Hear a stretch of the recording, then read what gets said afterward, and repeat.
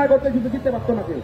বছরের পর বছর যুদ্ধ হতো, 7 কোটি মানুষ, প্রত্যেকটা মানুষ যুদ্ধে লিপ্ত হয়েছে, প্রত্যেকটা মানুষ যুদ্ধে লিপ্ত হয়েছে, না হলে স্বাধীন হয়?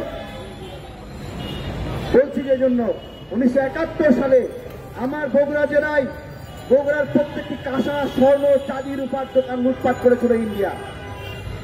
আমার স্যারে শোনানো গল্প, যেদিনে ইন্ডিয়ার সংস্কৃতি নিয়ে কথা বলেছিল সেই দিনের শোনানো একটা গল্প। এরকম সারা বাংলাদেশে ট্রাক ট্রাক ভৈরা ভৈরা মুক্তিযুদ্ধের পরে সমস্ত সম্পদ এখান থেকে নিয়ে গেছে। আজকে ভারতের আগ্রাসন বিষয়ে কথা বলতে হচ্ছে। আমাদের ইচ্ছা হচ্ছে এই ব্যানারটা নিয়ে ওই বিজিবির হেডকোয়ার্টারে আমরা ঢুকে যাই, গিয়ে ওই পরিচালকের টুটি টিপে ধরে জিজ্ঞাসা করি, এই বেটা, বাংলাদেশের মানুষ মরছে, এতদিন আওয়াজ করো নাই, এখন তো তোমার বিজিবির কর্মকর্তা কর্মচারী মরেছে, সিপাহী মরেছে, এখন তো তোর লজ্জা হওয়া উচিত, এখন তো একটা কথা বলো। হ্যাঁ, উচিত না? সেটাই করতে হবে। এবং দেখেন, নেপাল, ভুটান, এগুলোর মায়ানমারের সীমান্তে একটা গুলি ইন্ডিয়ান বিএসএফ চালাতে পারে না, পাকিস্তান চালাতে পারে না। পারে? বলেন, পারে না। তাহলে বাংলাদেশে চলে কেন? বাংলাদেশে চলে কেন? এটা কি বিডিআর এর দোষ? এটা কি বিজিবির দোষ? হ্যাঁ, আপনাদের জিজ্ঞাসা হয় না? একটা গুলি করলে বিজিবি 2টা গুলি কেন করে না? জিজ্ঞাসা হয় না? বিজিবি, আপনি যদি বিজিবি হতেন গুলি করতে পারতেন? আপনি পারতেন? পারতেন না।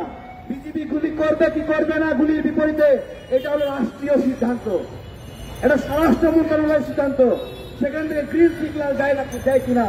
বাংলাদেশে একের পর এক মানুষ মরে, লাশ মরে, আমরা বিজিবির প্রতি আক্ষেপ দেই যে বিজিবি কেন কিছু করে না।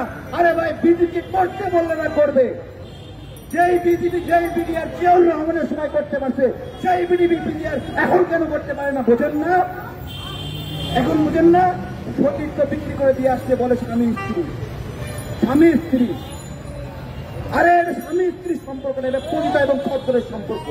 বাংলাদেশের জনগণের সম্পর্কে যেহেতু ম্যান্ডেট দেয়নি, যেহেতু বিয়ে হয়নি, ভারতের সাথে বাংলাদেশের কোন স্বামী স্ত্রীর সম্পর্ক হতে পারে না।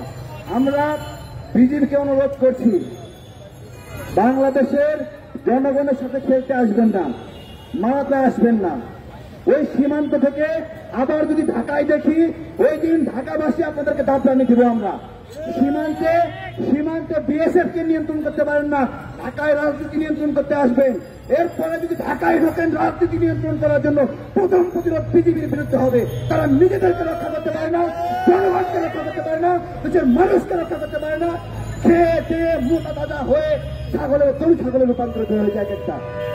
ধন্যবাদ সবাইকে, ধন্যবাদ।